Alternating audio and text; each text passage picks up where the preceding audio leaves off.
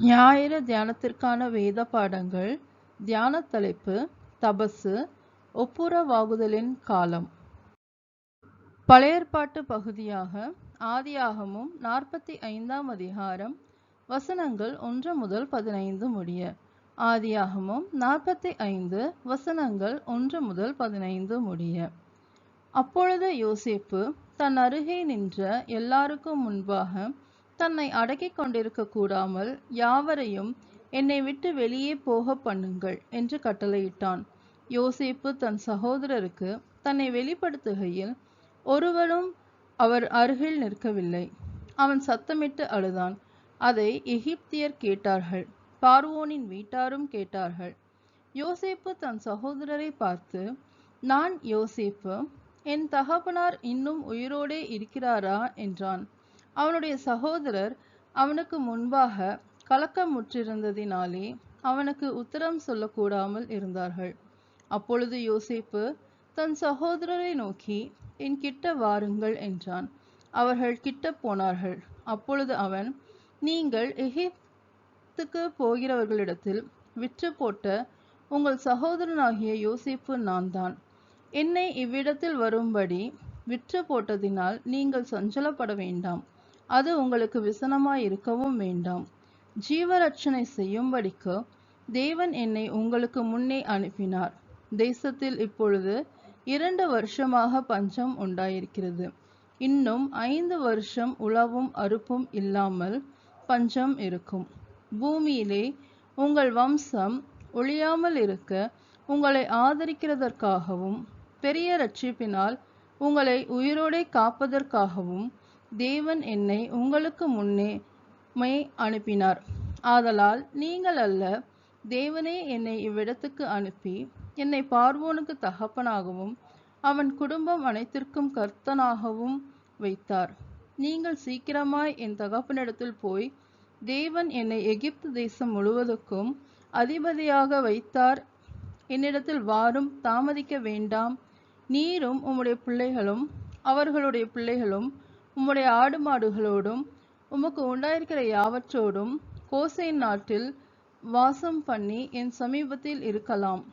உமக்கும் உம்முடைய குடும்பத்தாருக்கும் உமக்கு இருக்கிற யாவற்றிற்கும் வறுமை வராதபடிக்கு அங்கே உம்மை பராமரிப்பேன். இன்னும் 5 வருஷம் பஞ்சம் இருக்கும் என்று உம்முடைய குமாரனாகிய யோசேப்பு சொல்ல சொன்னான் என்று சொல்லுங்கள். இதோ, உங்களோட பேசுகிற வாய் என் வாய்தான் என்பதை உங்கள் கண்களும் என் தம்பியாகிய பென்யமீனின் கண்களும் காண்கிறதே.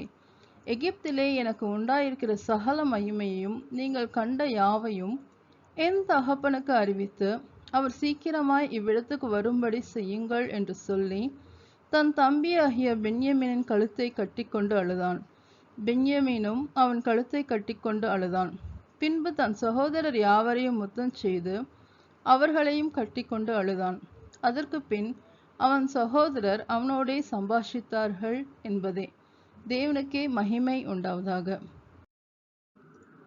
நிருப பாடமாக அப்போஸ்தலனாகிய பவுல் எபேசியருக்கு எழுதின நிருபம் 2ஆம் அதிகாரம் வசனங்கள் 11 முதல் 22 முடிய. எபேசியர் 2 வசனங்கள் 11 முதல் 22 முடிய. ஆனபடியினால் முன்னே மாம்சத்தின்படி புறஜாதியராயிருந்து மாம்சத்தில் கையினாலே செய்யப்படுகிற விருத்த சேதனமுடையவர்களால் விருத்த சேதனமில்லாதவர்கள் எனப்பட்ட நீங்கள், அக்காலத்திலே இயேசு கிறிஸ்துவை சேராதவர்களும் இஸ்ரவேலுடைய காணியாட்சிக்கு புறம்பானவர்களும் வாக்குத்தத்தத்தின் உடன்படிக்கைகளுக்கும் அந்நியரும் நம்பிக்கை இல்லாதவர்களும் இவ்வுலகத்தில் தேவனற்றவர்களுமாய் இருந்தீர்கள் என்று நினைத்து கொள்ளுங்கள். முன்னே தூரமாயிருந்த நீங்கள் இப்பொழுது கிறிஸ்து இயேசுவுக்குள் கிறிஸ்துவின் இரத்தத்தினாலே சமீபமானீர்கள். எப்படியெனில் அவரே நம்முடைய சமாதான காரணராகி இரு தரத்தாரையும் ஒன்றாக்கி பகையாக நின்ற பிரிவினையாகிய நடுச்சுவரை தகர்த்து சட்ட திட்டங்களாகிய நியாய பிரமாணத்தை தம்முடைய மாம்சத்தினாலே ஒழித்து இரு திறத்தாரையும் தமக்குள்ளாக ஒரே புதிய மனுஷனாக சிருஷ்டித்து, இப்படி சமாதானம் பண்ணி பகையை சிலுவையினால் கொன்று அதனாலே இரு தரத்தாரையும் ஒரே சரீரமாக தேவனுக்கு ஒப்புரவாக்கினார். அல்லாமலும் அவர் வந்து தூரமாயிருந்த உங்களுக்கும் சமீபமாயிருந்த அவர்களுக்கும் சமாதானத்தை சுவிசேஷமாக அறிவித்தார்.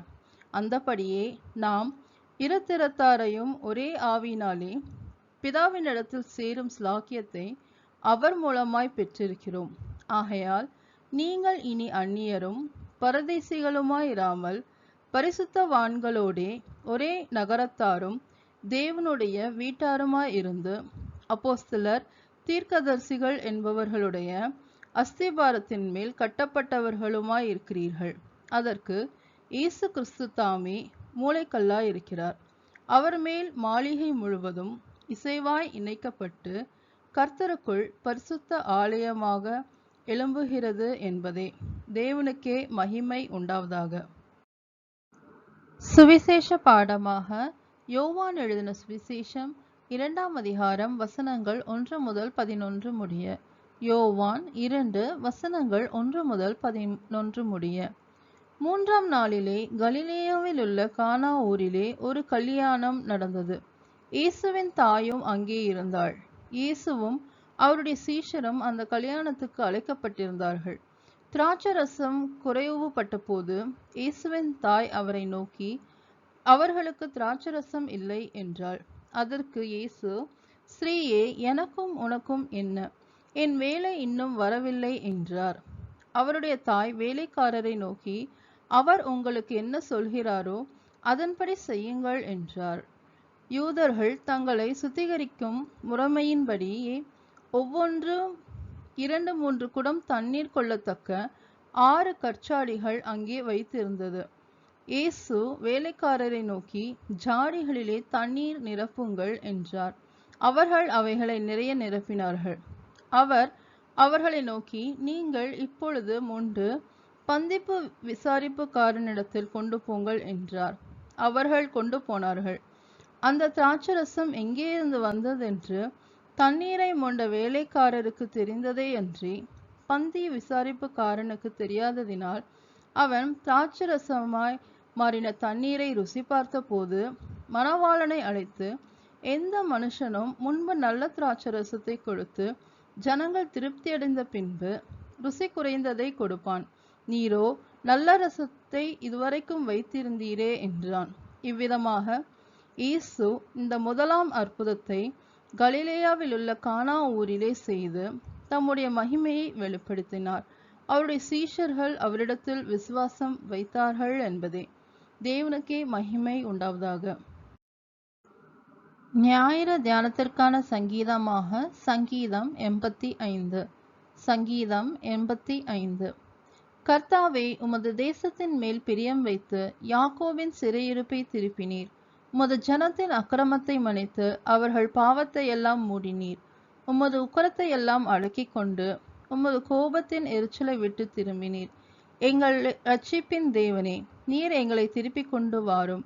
எங்கள் மேலுள்ள உமது கோபத்தை ஆறப்பண்ணும். என்றைக்கும் எங்கள் மேல் கோபமாய் இருப்பீரோ? தலைமுறை தலைமுறையாக உமது கோபத்தை நீடித்திருக்க பண்ணுவீரோ?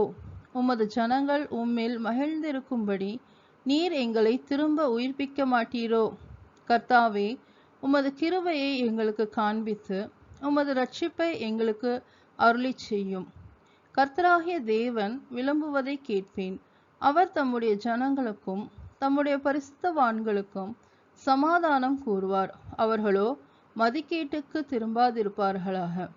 நம்முடைய தேசத்தில் மகிமை வாசமாயிருக்கும்படி அவருடைய இரட்சிப்பு அவருக்கு பயந்தவர்களுக்கு சமீபமாய் இருக்கிறது. கிருபையும் சத்தியமும் ஒன்றையொன்று சந்திக்கும். நீதியும் சமாதானமும் ஒன்றையொன்று முத்தம் செய்யும். சத்தியம் பூமியிலிருந்து முளைக்கும். நீதி வானத்திலிருந்து தாழ பார்க்கும். கர்த்தர் நன்மையானதை தருவார். நம்முடைய தேசமும் தன் பலனை கொடுக்கும். நீதி அவருக்கு முன்னாக சென்று அவருடைய அடிச்சுவடுகளின் வழியிலே நம்மை நிறுத்தும் என்பதே. தேவனுக்கே மகிமை உண்டாவதாக.